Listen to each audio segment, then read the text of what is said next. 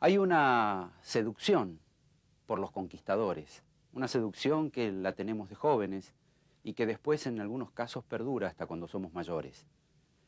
Y uno de esos personajes, quizá el más mitológico, el más sorprendente y fascinante de todos los conquistadores de la civilización, haya sido Alejandro Magno. En el documental de esta noche, que la BBC de Londres y Ámbito Financiero les va a presentar, vamos a penetrar la búsqueda de la tumba de Alejandro Magno, del Hijo del Fuego, del mayor conquistador del mundo. De ese joven que a los 18 años ya ganó su primera batalla y que murió a los 32 años, después de haber hecho un periplo geográfico formidable, único, inédito, la conquista virtual del mundo. Este documental nos va a presentar un rostro controvertido de este joven que fue educado por Aristóteles, que en algunos casos va a ser considerado como un héroe y en otros como una suerte de déspota, casi el anticipo de lo que serían personajes sangrientos como Hitler, que también tuvieron el sueño de un imperio.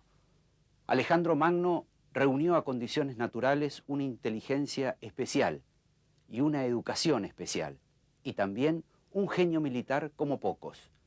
Hoy, en este testimonio, vamos a descubrir no solo la introducción de la civilización griega en el mundo, sino el intento de Alejandro por combinar la civilización oriental con la occidental, de ser el hombre que en apenas un ciclo muy corto de su vida, mínimo, logró casi transformar también las religiones.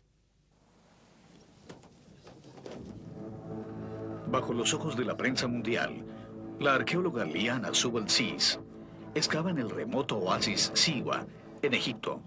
Su búsqueda es el santo grial de la arqueología popular griega, el cuerpo del conquistador más grandioso que el mundo haya conocido. Alejandro Magno.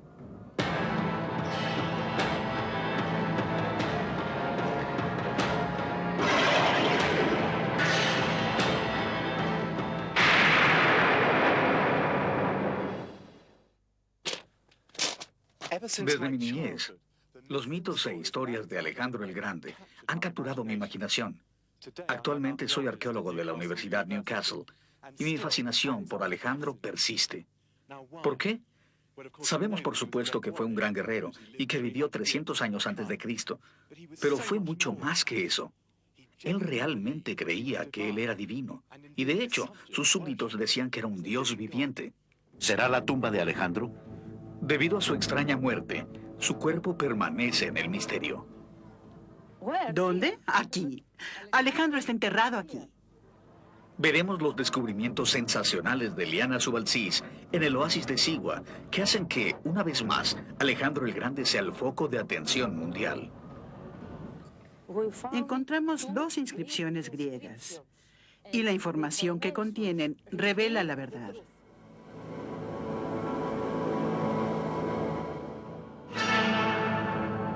Biblioteca Bodleiana. Pero la atención va más allá de lo físico. Líderes académicos indagan más profundamente en la mente y alma de Alejandro, tratando de entender la naturaleza de su divinidad. Los que heredaron su imperio también creían ser divinos, y algunos de estos reyes dioses abarcaron grandes distancias y alturas para celebrar sus poderes sobrenaturales. Estoy en la cima de una montaña de Turquía, en el reino de uno de estos reyes dioses, Antíocus. Está enterrado bajo este montículo para estar cerca de sus colegas. Y todos están aquí, en vastos tronos. Sus cabezas volcadas se esparcen al lado de la montaña. Quizá piensen que la historia del legado de Alejandro termina aquí. Pero durante este programa exploraré la idea de cómo, sorprendentemente, Alejandro afecta el pensamiento actual.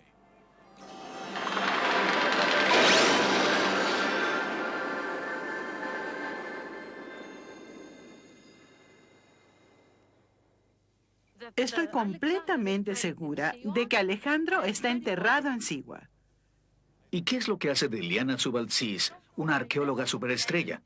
Desde 1989 ha excavado en el Maraquí, en Siwa, y por los últimos 4 años ha estado convencida de que encontró la tumba de Alejandro Magno. La primera pista de que podría estar enterrado aquí la halló poniendo atención a la gente local. Las personas son muy supersticiosas. Les gusta examinar los augurios en cualquier parte.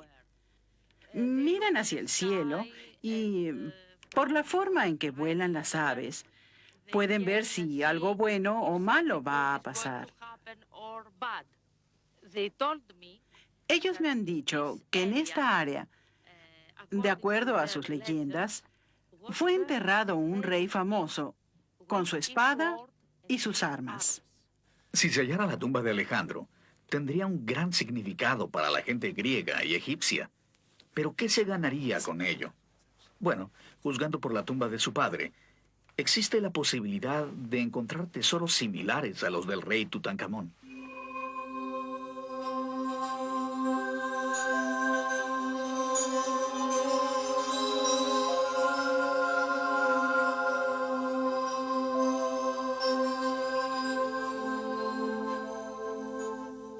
La belleza de estos antiguos tesoros sirve para recordarnos cuán sofisticados eran los tiempos de Alejandro, antes de que esa civilización pereciera. Es probable que el tesoro y la tumba de Alejandro, si se encuentran, se asemejen a una tumba descubierta bajo tierra cerca de donde nació, en el norte de Grecia. Me emociona que el director del lugar me haya dejado ser el primer visitante al interior de la tumba. Las tumbas eran la casa del alma de los muertos, y bajo esta pila de tierra hay una fachada que es hermosa y bien preservada. Ahora nos hallamos dentro de la tumba, y como ven, de hecho está vacía. El piso es simple, y así será la tumba de Alejandro si es descubierta. Los tesoros ya no están. Mientras examinamos el lugar, vemos las marcas de lo que parecen objetos pesados que fueron arrastrados y rasparon la pared. Y como pueden ver, los ladrones entraron por este agujero en el techo.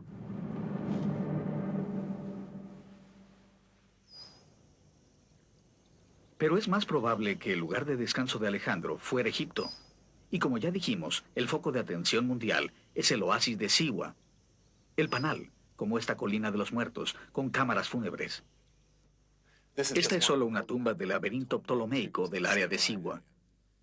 Para aquellos que buscan la tumba perdida de Alejandro, la recompensa sería mucho más que el solo sueño de hallar tesoros. Sería el conocimiento. Sabemos que el cuerpo de Alejandro fue embalsamado y enterrado en algún lugar de Egipto, y las momias de su tiempo sobreviven, como podemos ver. Los expertos modernos pueden extraer mucha información de estos cuerpos. El equipo forense de momias del Museo de Manchester fue elegido por Liana Subalcis para llevar a cabo la investigación del cuerpo de Alejandro el Grande.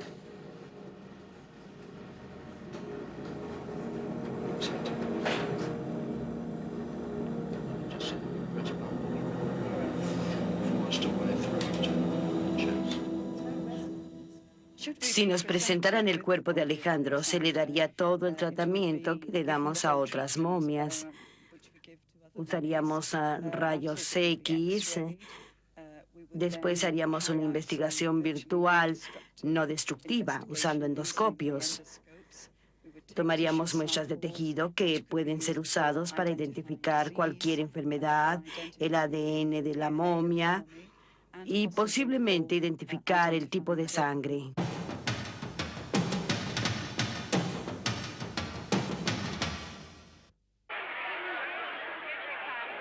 Si este es su ámbito, esta es su web. Ambitoweb.com, el sitio más completo.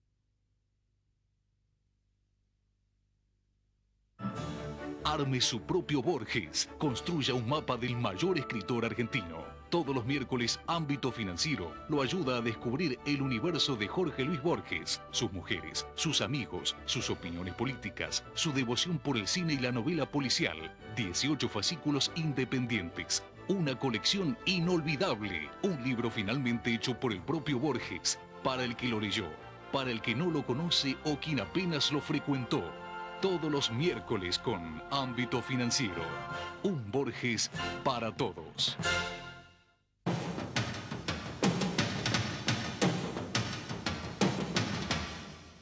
Hay algunos historiadores antiguos que dicen que fue envenenado. El veneno fue enviado desde Macedonia. Es bien sabido que el arsénico ha sido utilizado desde la antigüedad y ciertamente un examen del cabello siempre revela si un cuerpo conservado por mucho tiempo murió envenenado con arsénico. Abundan estatuas y retratos de Alejandro. Se dice que, aunque él era pequeño, tenía la forma más hermosa, piel suave y un olor dulce, una mirada transparente y se sonrojaba fácilmente. Pero al encontrar sus restos, ¿podremos realmente tener una idea de cómo era? Si tuviéramos el cráneo de Alejandro Magno, entonces podríamos hacer con él lo que hicimos con el de su padre, Filipo II de Macedonia. Vean esto.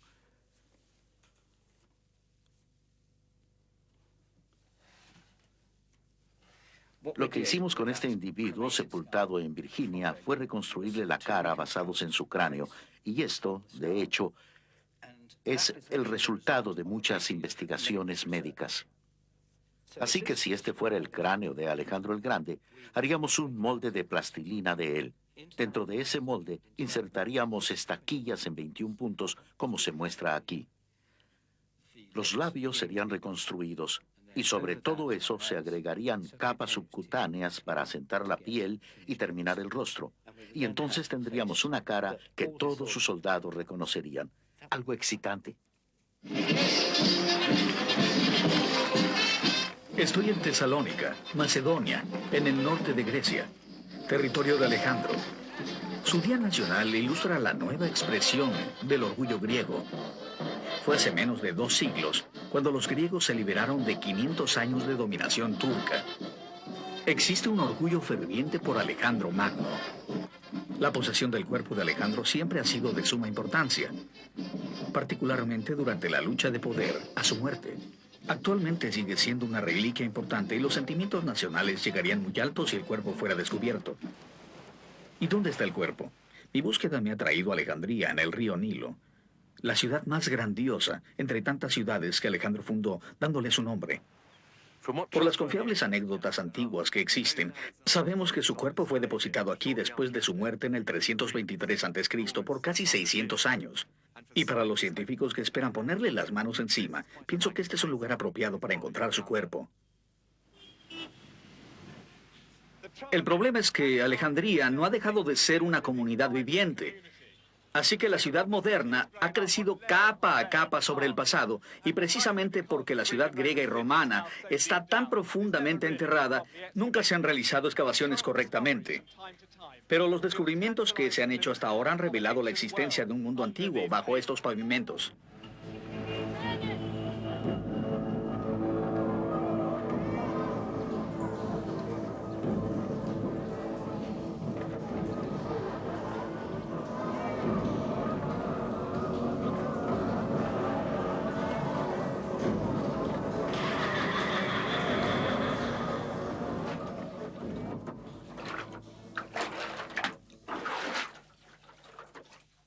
Este laberinto de cámaras fúnebres, ahora vaciadas por los arqueólogos egipcios, fue encontrado hace 100 años, cuando un burro y una carreta cayeron en él. Yo mismo tuve una sensación de caída cuando por un momento me perdí aquí. Son estos descubrimientos los que alimentan los sueños entusiastas de los griegos, resueltos a recobrar el cuerpo de su amado Alejandro. Esta es solo una de las catacumbas romanas en uso en aquel entonces, cuando se perdió el rastro del cuerpo de Alejandro. Esta es la cámara mortuoria, vigilada por temidos demonios egipcios, ahora vestidos como legionarios romanos. Y aquí, los ritos fúnebres son supervisados por los dioses faraónicos tradicionales. Pero, ¿qué otra luz se difunde en el misterio de su existencia? Bueno, hay algunos registros históricos que nos dicen mucho más. Parece que el cuerpo de Alejandro llegó a Alejandría en un cortejo fúnebre tipo Lenin, rodeado por los cuerpos de sus sucesores reales macedonios en Egipto, los Ptolomeos. Todo lo que sabemos de su supuesto mausoleo es que en la superficie había una pirámide que al parecer recordaba las ideas grandiosas de los viejos faraones. Bajo la pirámide descansa su cuerpo momificado. Y la gente está en su búsqueda aquí en las tumbas ptolomeicas de Alejandría. Sabemos que, como este magnífico cofre de oro de Tutankamón, el sarcófago original de Alejandro también era de oro sólido. Pero uno de los últimos Ptolomeos, presionado por dinero, reemplazó esta versión de oro con oro probablemente alabastrino. Lo que pasó después del último registro del cuerpo, 215 años después de su muerte, es un acertijo. La opinión general es que la tumba y el cuerpo fueron destruidos durante una revuelta que hubo aquí, o que, junto con una parte de la ciudad, se encuentra bajo el mar. Pero supongo que es concebible que su mausoleo quedara intacto hasta el triunfo del cristianismo en el cuarto centenario de su muerte. Me pregunto si es fantasioso pensar que tal vez en ese entonces sus devotos paganos se llevaron secretamente el cuerpo a una cámara como esta en Alejandría para escapar del celo antipagano de los cristianos locales. O lo habrán llevado a El Maraki en Siwa. Aunque Siwa está muy lejos de Alejandría, es en este oasis, 800 años después de la muerte de Alejandro, que hallamos a un emperador cristiano romano borrando las últimas huellas de un culto que venera a Alejandro. Liana Subalcis se aferra a su creencia de que este es el último lugar de descanso de Alejandro Magno. Sabemos que Alejandro expresó el deseo de ser enterrado en Siwa. Y no era el deseo de una simple persona. Era el deseo de un rey y de un dios. Hay muchos descubrimientos en Siwa, como la estrella de 8 puntas. El descubrimiento de 2 fragmentos que forman esa estrella son para Liana una evidencia clave que se asemeja, según ella, a la estrella real de 8 puntas de Macedonia. Sí, puede tener 8 puntas, pero me parece que no tiene el eje de simetría necesario para ser una estrella. Y también están las inscripciones recién descubiertas que, según ella, prueban que esta es la tumba de Alejandro y que comprobarán que fue envenenado. Los expertos lo refutan. Dicen que no está escrita la palabra veneno. Y mira, está escrita aquí, Ioi. Pero este es un nombre personal en latín, Sulpicio. Es solo una parte de... No. Esto es Ioi. No es un nombre. Ioi es veneno. Ella asegura que en una de las inscripciones se dice que él murió envenenado. Pero los especialistas en inscripciones griegas fácilmente reconocen la palabra sulpicio como parte de Servius Sulpicus, un nombre romano común. Liana Subalcis es solo una más en la línea de los que imaginan sentir el poder de estar cerca del cuerpo de Alejandro. Pero como siempre, en esta búsqueda nunca se sabe qué pasará después. El líder del Concilio Supremo Egipcio de Antigüedades ciertamente no descarta esta locación. Debería haber algo que hubiera pertenecido a Alejandro en Alejandría. Sin embargo, ahora ya no hay duda de que también debe haber algo de él en Siwa. No encontramos las momias de los faraones de Egipto en las tumbas en el Valle de los Reyes. Las encontramos en otro lado. Así que no es necesario encontrar la momia, pero al menos sí estar seguros de los textos. ¿Y ella qué ha encontrado? Un estudio anterior del famoso arqueólogo egipcio Ahmed Fakri registra un pequeño templo dórico en el Maraki. Y esto es lo que Liana Subalcis parece haber redescubierto. Pero los expertos, analizando los detalles arquitectónicos, sugieren una fecha por lo menos un siglo posterior a la muerte de Alejandro. De hecho, Liana Subalcis, a través de sus amigos, tal vez sin querer dio la clave de la verdadera identidad del que fue adorado aquí. Este fragmento tiene la palabra griega para diosa, Teas. seguido por 2 letras que probablemente empiezan el nombre Isis. Así que puede ser que lo que tengamos aquí sea un templo desconocido de la diosa egipcia Isis. Nada que ver con Alejandro.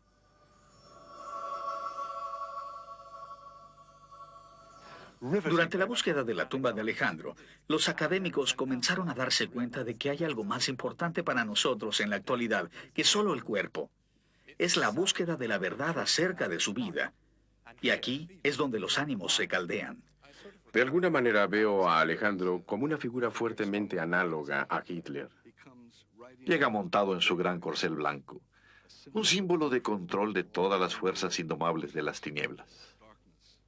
Me parece que probablemente era un joven agresivo e insensato.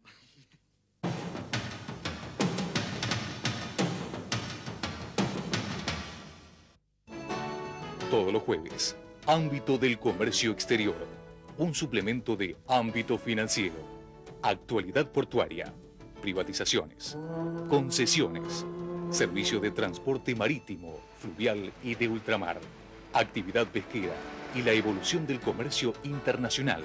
Un análisis serio y confiable, realizado por verdaderos especialistas. Ámbito del Comercio Exterior, un suplemento del diario Ámbito Financiero, el mejor informado del país.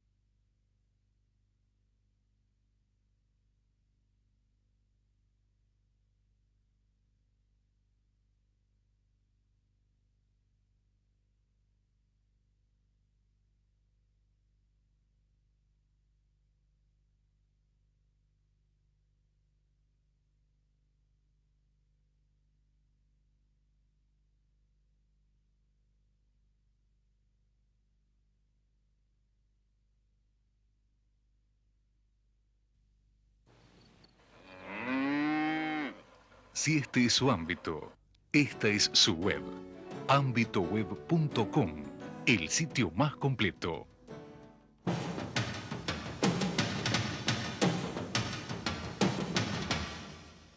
A pesar de estos conflictos, sabemos con certeza que al final de su espectacular y exitosa vida, tanto él como sus súbditos creían que era divino.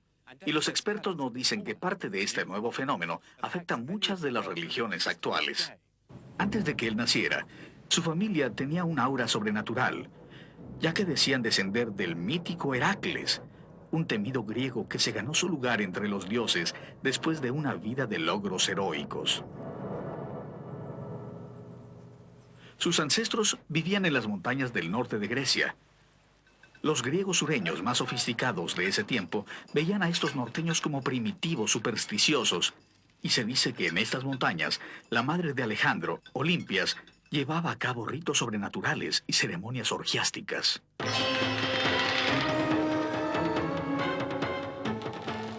Estas inclinaciones de la reina enajenaron al rey Filipo, su esposo. Las ocupaciones de ella chocaron con la disparatada vida militar de él, y estas actividades ocultas dieron pie a rumores, seguramente oídos por el niño Alejandro, que decían que su padre era nada menos que el dios, mitad griego y mitad egipcio, Amón.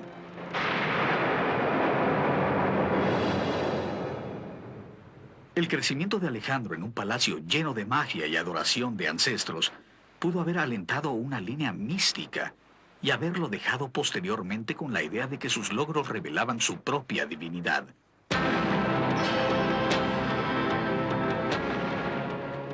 Alejandro rápidamente probó ser un líder militar brillante. Desde el frente guiaba su caballería. Era un jefe valiente que inspiraba a sus hombres.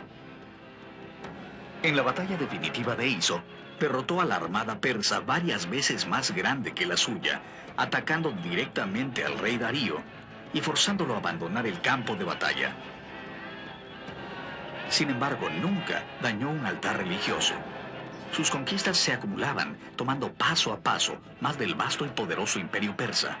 En los primeros 3 años de su campaña, había unido toda Grecia, había sacado a los persas de Asia Menor y tomado Judea.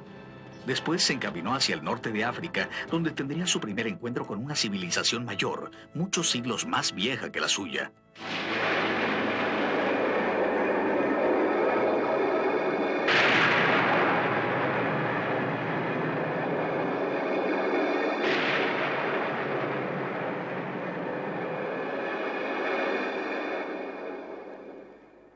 Alejandro llegó a Egipto en el 332 a.C., liberándolo de los odiados persas.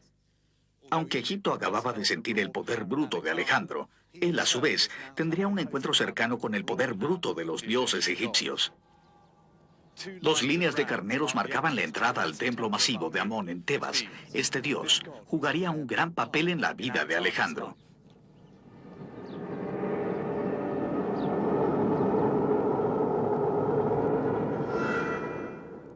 Para los egipcios, Amón era el padre de la creación.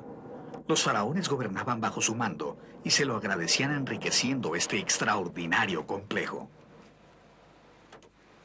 Justo en el corazón del templo, vemos a Alejandro asumiendo el papel de un faraón semidivino, haciendo ofrendas a Amón, el dios que él conoció en su niñez. El jeroglífico dice: Alejandro es rey del sur y del norte, escogido de Amón y amado por el dios del sol Ra, hijo del sol, señor del amanecer.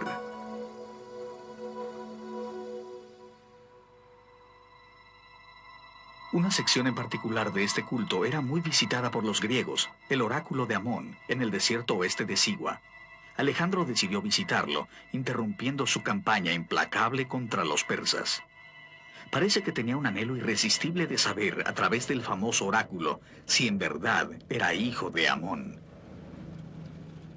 El viaje a Sigua no fue fácil, y para alguien en medio de una larga y peligrosa campaña militar, esta gran disgregación en el desierto era estratégicamente riesgosa y temeraria. Aún para mí, viajando hoy en día en el lujo relativo de un vehículo, me recuerda qué tan remoto es este oasis del desierto del Sahara. Hemos viajado por muchas horas a través del desierto caliente y solitario, y no dejo de pensar que si nos extraviamos, estaremos en el centro de la nada. El historiador griego Diodoro escribe: después de 4 días, el agua de la armada se terminó y los hombres de Alejandro padecían una terrible sed. Todos estaban desesperados y temiendo por sus vidas. Afortunadamente, y como si probara que los dioses estaban de su lado, una tormenta los salvó y finalmente llegaron a las aguas azules de Sigua.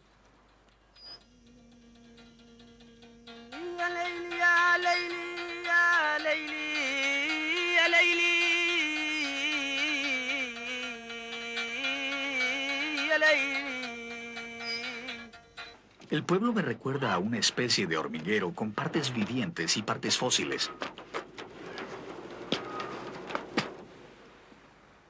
Asentado en lo alto de una roca, yace el alguna vez famoso oráculo de Amón. Los viajeros se aproximaban con ansiedad, sabiendo que su futuro sería revelado. Aquí, los griegos equiparaban la presencia divina del dios Amón con Zeus, el más poderoso de sus dioses. Cuando el peregrino finalmente llegaba a la cima, se aproximaba al templo.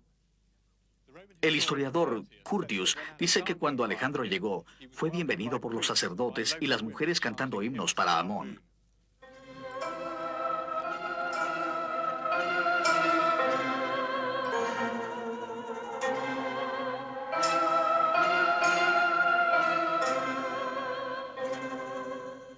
Es difícil saber cómo era el dios Amón, pero parecía manifestarse en diferentes formas. La más común era invisible y poderoso, como el viento que excita las grandes tormentas de arena en el oasis, y como un carnero que se aparecía a los viajeros perdidos, guiándolos hasta aquí. También como un extraño trozo de piedra, un meteorito, algunos dicen, tal vez como esta recreación, con esmeraldas locales incrustadas para enfatizar la gloria del dios Amón. Y se dice que este objeto divino se mostraba ostentosamente alrededor del templo en una nave dorada. Ahora, lo que pasó después es un misterio, porque el sacerdote profeta deja solo a Alejandro con los más sagrados, y aún en su lecho de muerte, Alejandro nunca reveló las palabras secretas del Dios. Pero hay una pista que emerge de la anécdota de Plutarco, de lo que pasó la siguiente ocasión que Alejandro se expuso a un gran peligro con sus tropas. Proclamó una oración diciendo que ahora creía que era el hijo de un dios. «Escuchen, dioses», gritó Alejandro. «Si realmente soy su hijo, ayúdenos ahora que entramos en batalla».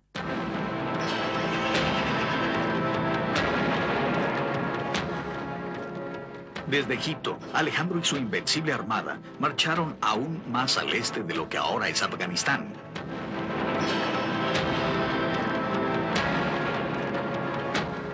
En Pakistán, peleó contra temibles elefantes. Esta moneda muestra a Alejandro atacando a un elefante, y más tarde, esta de Egipto lo muestra vistiendo la piel de un elefante, implicando que ahora había tomado su poder. En solo 13 años había conquistado completamente a los persas y ahora tenía el control del imperio más grande del mundo. La riqueza volvió a Macedonia. Incluso, ahora sus monedas eran de oro. Con los macedonios como raza líder, había una creencia general de que la cabeza era más que un hombre, que eran guiados en efecto por un hombre dios, y buscaron formas aún más extravagantes para reflejarlo. Mientras Alejandro se acercaba al final de su vida, más se veía como Dios. De hecho, los escritores antiguos sugieren que dio una orden, demandando adoración divina de sus súbditos. Los visitantes tenían que hincarse ante él en señal de obediencia. Pero todo esto llegaría a un final abrupto y prematuro.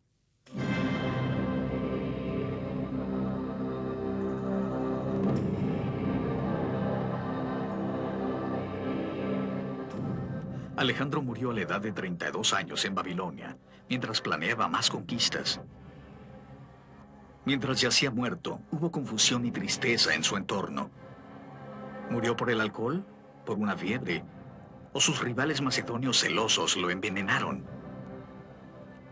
Quienquiera que tuviera el cuerpo sería visto como su heredero, y los generales macedonios lo prepararon para llevarlo a Grecia, a pesar de la orden de Alejandro de ser enterrado en Sigua.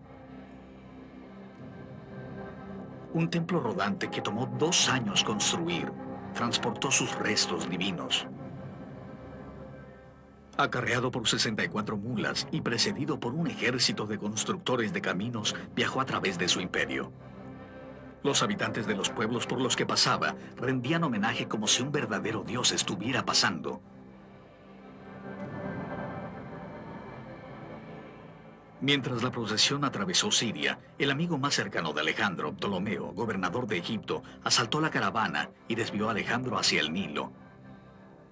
Pero al final, hasta Ptolomeo ignoró el deseo póstumo de su rey y llevó su cuerpo de vuelta a su nueva capital egipcia, Alejandría.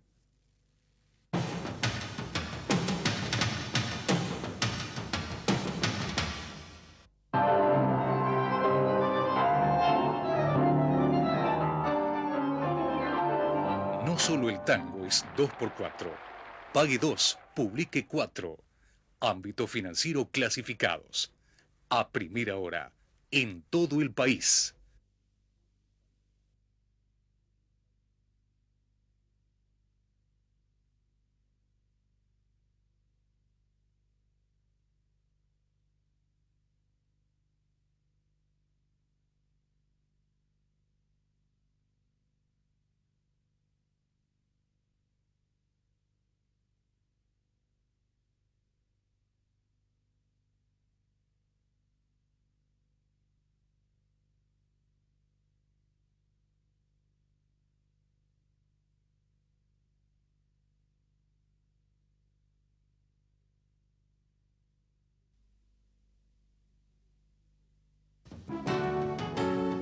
Guillermo Tell sabía. Usted no improvise. Hay quien le enseña arquería. Lea los especiales de Ámbito Financiero. Todos los viernes. Imperdible.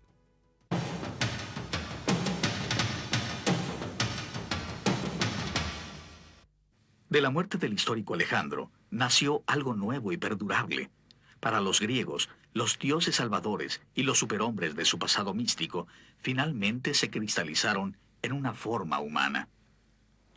Gradualmente se desarrolló la noción, tanto en vida como después de su muerte, de que Alejandro había sido enviado del cielo, que había sido prestado al mundo por un periodo limitado y que a su muerte el regalo había sido revocado. Seguramente el máximo ejemplo de cómo los herederos de Alejandro se creían divinos se encuentra aquí, en las remotas montañas del este de Turquía. Un camino de tierra lleva hacia un vasto mausoleo en la cima del monte Nemrut. El creador de este lugar fue el rey Antíocus I de Comagene, cuya cabeza yace volcada en su trono. Gobernó la región cerca de 2000 años atrás. Esta escena lo dice todo.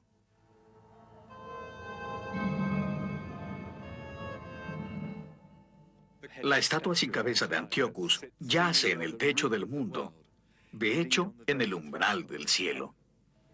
Sería disculpable pensar que el impacto de Alejandro llegó a su máximo en estas montañas, pero sus conquistas no se detuvieron aquí, por supuesto. Se extendieron varias millas al este, a la India, donde su llegada provocó cambios tan dramáticos como este, pero en la mente. Y esto también se aplica aquí en el sur, en la tierra del judaísmo, donde la influencia de Alejandro trajo transformaciones en las actitudes judías en los años cercanos al nacimiento de Cristo. Esta asimilación de las ideas griegas como resultado de Alejandro, helenización como es llamada, resultó ser una mezcla en el mundo entero de ideas religiosas. Investigaciones actuales revelan que, por primera vez, Alejandro afectó notablemente las religiones de India, el Islam y el cristianismo, y aspectos claves del judaísmo. Surgió una especie de nuevo líder judío, un maestro o rabino, basado en la idea de escuelas filosóficas griegas. Aquí, por el arbusto, está el gran héroe judío Moisés, en una bata de estilo griego. En esta sinagoga está el pagano dios del sol griego, Helios. Detrás de su cabeza hay un disco y rayos representando el sol. Y otra vez con reflejos de luz para enfatizar su divinidad, uno de los sucesores de Alejandro en Siria, Antíocus VI, se describe con el concepto de un dios rey. Estos reyes sucesores fueron más lejos. Un rey sirio, Demetrius III, se llamaba a sí mismo Teos y Sóter, Dios y Salvador.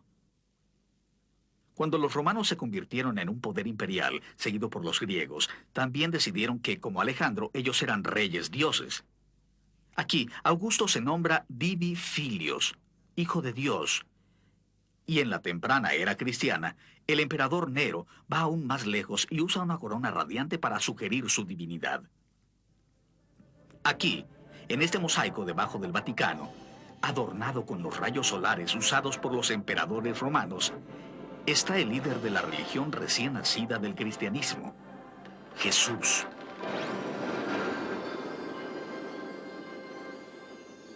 Los cristianos convencionales piensan que Jesús era naturalmente divino y que los primeros cristianos no tenían que interpretar su divinidad, sino simplemente registrar lo que experimentaron de él. El controversial profesor Burton Mack no piensa que el Jesús de la primera iglesia vino de la tradición judía. Los reyes de Israel, como se les conocía, retratados y elogiados en los reportes históricos posteriores, nunca fueron vistos como divinos. Así que la noción de divinidad, y especialmente de una figura real divina universal, simplemente no viene de la tradición israelita. Su solución radical es buscar en otro lado la inspiración para el Cristo que tenemos hoy. Esta fascinación con Alejandro es porque tenemos por primera vez un concepto claro de un hombre Dios. Y así, al mismo tiempo que tenemos esta maravillosa imagen romántica de Alejandro con la mentalidad de nuestro tiempo, tenemos los evangelios escritos acerca de Jesús y las similitudes son extraordinarias. En pocas palabras, el profesor Mack hace la declaración revolucionaria de que la naturaleza fundamental de Cristo, tanto hombre como Dios, se derivó de la tradición griega de la divinidad de Alejandro. Por supuesto, el mensaje de Jesús, al contrario de los demás, era nuevo, basado en la antiviolencia y el amor a Dios. Miles de millas al este, otro maestro con ideas similares estaba a punto de tener el tratamiento de Alejandro.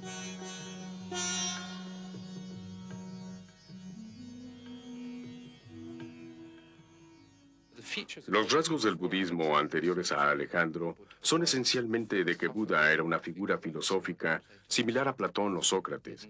No había emergido como un gran superhombre o figura divina. Y en los primeros 2 siglos después de la muerte de Alejandro, el budismo tiene una transformación, donde Buda es elevado de ser un simple humano a ser un superhombre, o se podría decir, en un dios. Estas estatuas vienen de una parte de la India que Alejandro conquistó y que subsecuentemente retuvo sus conexiones con el mundo occidental. Así que típicamente muestran a Buda con un halo y ropas de tipo griego y romano.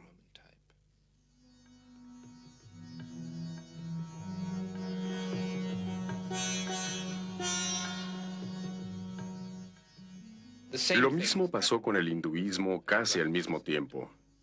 Se produjeron imágenes que mostraban a las deidades hindúes sosteniendo sus armas, como por ejemplo este grupo. Todas estas cosas están conectadas con Heracles.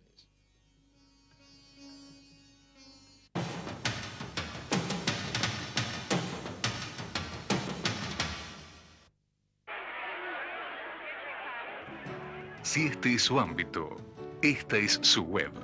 Ambitoweb.com, el sitio más completo.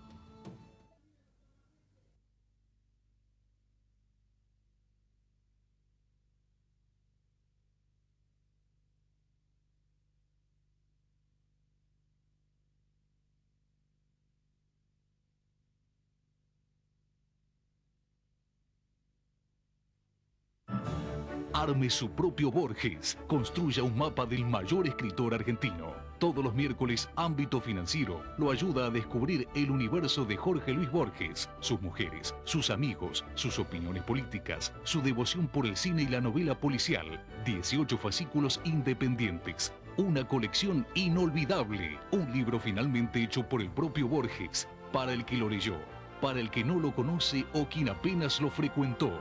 Todos los miércoles con Ámbito Financiero. Un Borges para todos.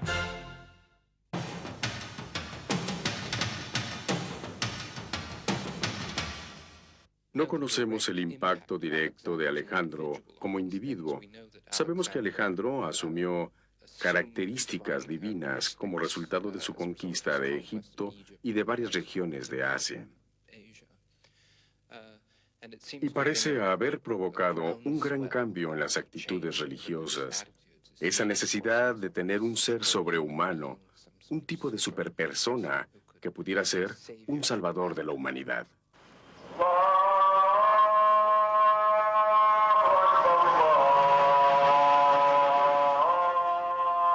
Mil años después de la muerte de Alejandro, Mohammed, un profeta de la península arábica, fundó la religión del Islam.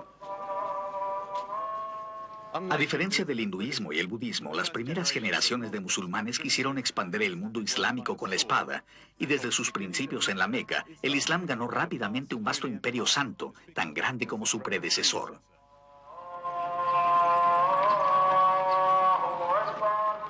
La impresionante cita del árabe en Cairo, que contiene la magnífica mezquita de Mohammed Ali, enfatiza la sofisticación y el poder militar del Islam.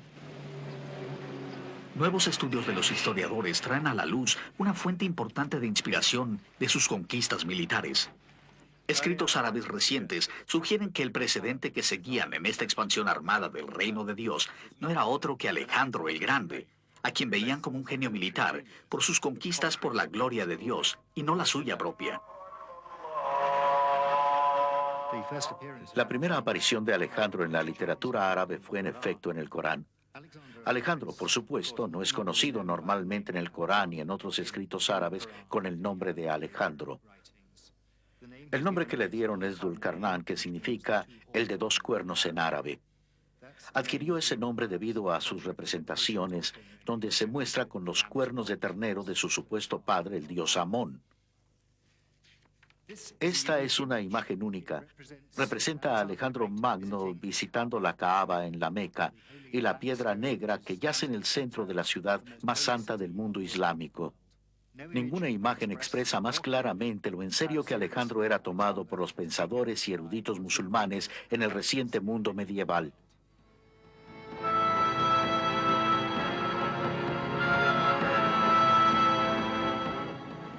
Así que sorprendentemente, parece que muchas de las religiones conocidas actualmente le deben mucho al legado de Alejandro. Terminé como empecé hace muchos meses, buscando el lugar final de descanso para el cuerpo de Alejandro. Aquí en Egipto, Alejandría continúa siendo una ciudad de misterios. En tiempos antiguos, este pozo fue usado para bajar a los muertos a las catacumbas del Kom el Shugafa. Yo creo que en este laberinto medio subterráneo de cámaras fúnebres debajo de la Alejandría moderna es lo más cerca que podré llegar al cuerpo de Alejandro. Pero nunca se sabe lo que pasará. La construcción de su nueva biblioteca ha sido detenida debido a descubrimientos frescos y están planeando excavar en la mezquita antigua Dulcarne. Iliana Subelsis excava segura de que está a punto de descubrir a su amado Alejandro. Continúa encontrando pequeñas cosas. Estas estrellas macedonias en los vestidos de mujeres y en anillos. ¿Y cuáles son los secretos que este extraño círculo tiene, que se dice descendiente de la veneración de Amón en el día de Alejandro? Ella dice que los gorros de los bebés son modelos basados en los cascos de la armada de Alejandro. Cuando muera, quiero que esparzan mis cenizas en el desierto, cerca de Alejandro. Bueno, ¿qué conocí de Alejandro al final de mi búsqueda? Escritores de todas las edades parecen haber puesto una pantalla de humo a su alrededor. Se convirtió en todo para todos los hombres, admirado como el humano más noble y vituperado como el más cruel de los déspotas. El éxito militar extraordinario de este conquistador y el poder divino que ejerció parecen haber alimentado una necesidad universal de un héroe que de alguna forma trasciende nuestras limitaciones humanas. Y debido a que murió joven, estos logros nunca se empañaron por la edad, ni se amargaron por la decadencia física. El mito de Alejandro nos pertenece para usarlo a nuestra elección.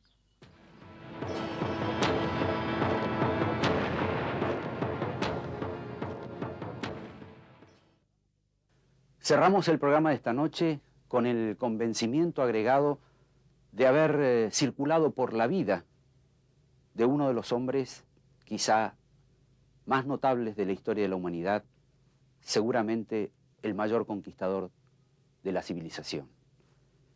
Nos despedimos entonces de Alejandro Magno y nos reencontramos la semana próxima con otro formidable documental de la BBC de Londres que Ámbito Financiero les va a volver a presentar en este horario. Buenas noches.